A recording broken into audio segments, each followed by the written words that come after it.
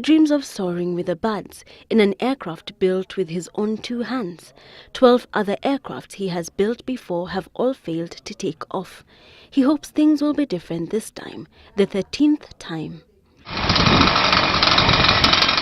The engines roar to life, and then Upendo is out of his hands and down what passes as a runway. For a few glorious seconds, Upendo is airborne, and then it crashes to the ground. Another dream dashed. 13 is not a lucky number after all.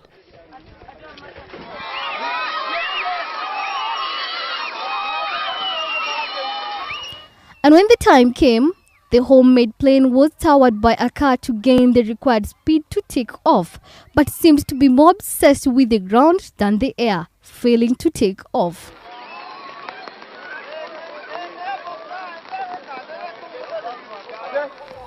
We had our first test flight on 26th of November.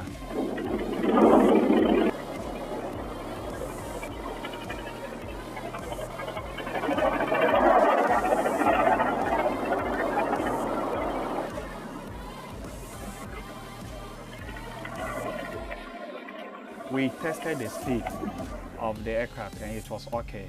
But we had some little hitches with the engine. So we are seeking for funds, sponsorships from the corporate bodies, government and other institutions who are willing to help to come on board so that they help us develop this aircraft. I've been having dreams of flying ever since I was young, but I have not had the support to fly. The 45-year-old used to watch President Hastings band his chopper as a child, sparking a lifelong passion for helicopters. After years of planning and watching war movies, he decided to build one of his own. My intention is to show to Malawi that Malawians too can do what the whites do. We had some challenges with the wiring system resulting in short circuits, but slowly everything has been sorted out.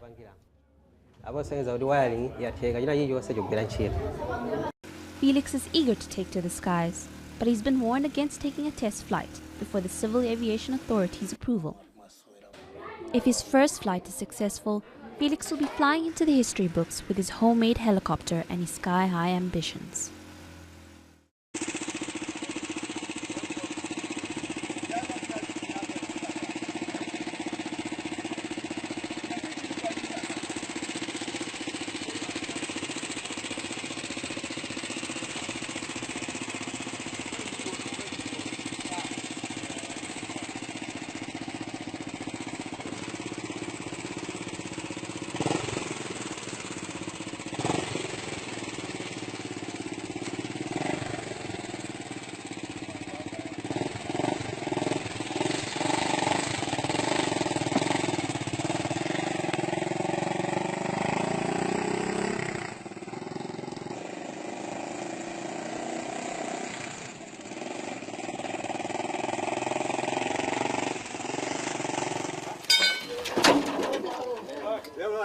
Thursday last week, Gabriel Ndarito was confident his twin-seater aircraft was ready for trials, a step that would either elevate him to a pioneer in aircraft manufacturing in Kenya or leave him trying. But he encountered the first challenge at his backyard. The plane would not fit into the truck he had hired to transport it to Kangundo for the trials. But Gabriel and his team did not anticipate the mishap that followed. The plane collapsed. But that did not mean the end of the road. The mechanics did their part to restore it. And the IT specialist turned pilot, who admits has never seen the inside of a cockpit, did his.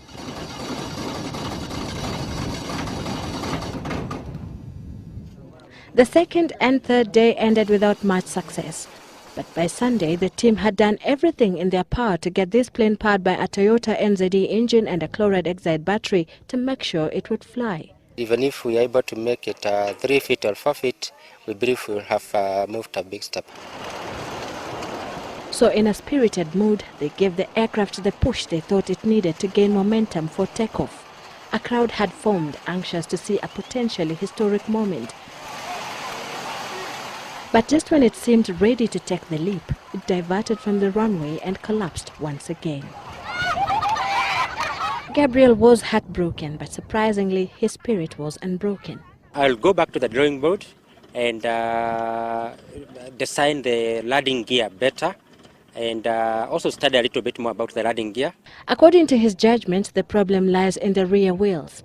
He says it is clear they can't support the weight of the 800 kg plane. Mpaka tuhakikisha ya kwamba hiyo miguu itaweza kumundu ile uzito ya hii. In a month's time, Gabriel expects to be back here for a second trial. Got quite a bit of reserve willpower, and I think the small hiccups are more so nothing to do with the aerodynamics. They are more so to do with small practicalities like sparking plugs. Nothing to do with the aerodynamics. When you dream big, you have to start somewhere. For Chris and Samba, the founder of the African Space Research Programme, that entails using his back garden to construct Uganda's first jet aircraft, ahead of the planned launch of a satellite into space. Okay, we are supposed to at least have a probe in the lower orbit of the Earth, at least in the next 4 to 5 years. There is still a long way to go. The engine for this prototype is yet to be built. Chris and his team are just putting the finishing touches to a shell. And they will have to build a much more robust machine from scratch in order to realise his dreams. But his volunteers appear willing to put their lives in his hands. As we take this project up, I expect to be one of the participating flying pilots for this project. So far, the programme has received a modest $80,000 or so in private donations, but its prospects have been boosted by an official pledge of support from Uganda's government, which is donating an undisclosed sum. The President has talked to them on phone, and based on my report, he has agreed to give them some support. Reaction to the government's backing for the space programme from citizens on the streets of the capital, Kampala, has been largely positive. Right now we have the priorities to be invested in money like construction of roads, construction of hospitals. Even the healthcare is in a very bad state. It's really a good idea, but it needs some time to invest money. Space research, to me, I think is very important. It's very paramount because, first of all, it will educate our people. But Chris's ambitions haven't always been viewed favourably. And he admits that even now, people sometimes think he's mad.